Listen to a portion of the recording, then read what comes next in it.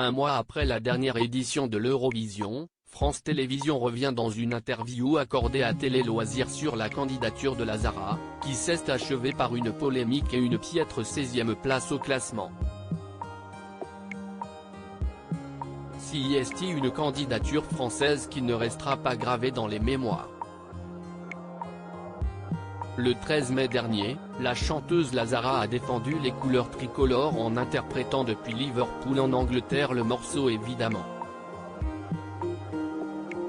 Résultat, la France a terminé avec une 16e place et une polémique puisque la chanteuse québécoise a eu un geste de déception en direct sur France 2 au moment de l'annonce des résultats, interprété comme un doigt d'honneur.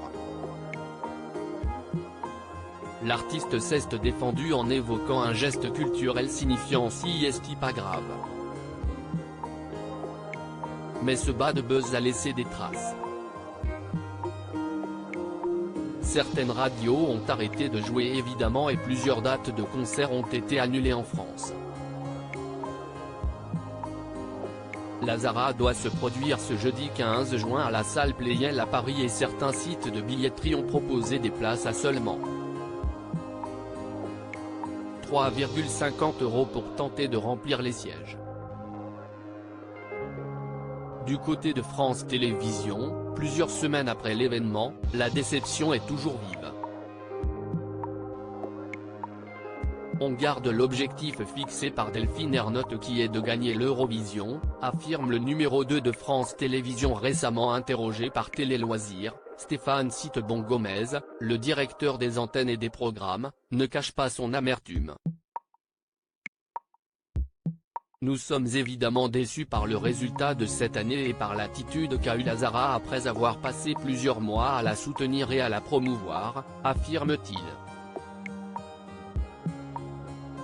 Et d'ajouter, l'Eurovision n'est pas une science exacte, mais on ne s'attendait pas à être aussi bas dans les résultats. On sait qu'on peut mieux faire. On garde l'objectif fixé par Delphine Ernotte qui est de gagner l'Eurovision. Permettre de nouveau au public de désigner son candidat ? On se pose la question, reconnaît France Télévisions, et si la solution était de renouer avec le choix du public, comme cela a été le cas en 2021 et en 2022 avec l'émission Eurovision France, CIST vous qui décidez ? On se pose la question, reconnaît Stéphane Citebon-Gomez. Mais il n'y a pas de corrélation, Barbara Pravi avait fini deuxième en 2021 et Alban Yaez, avant-dernier en 2022.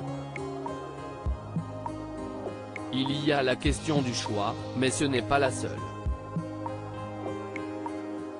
Cela fait 45 ans qu'on perd.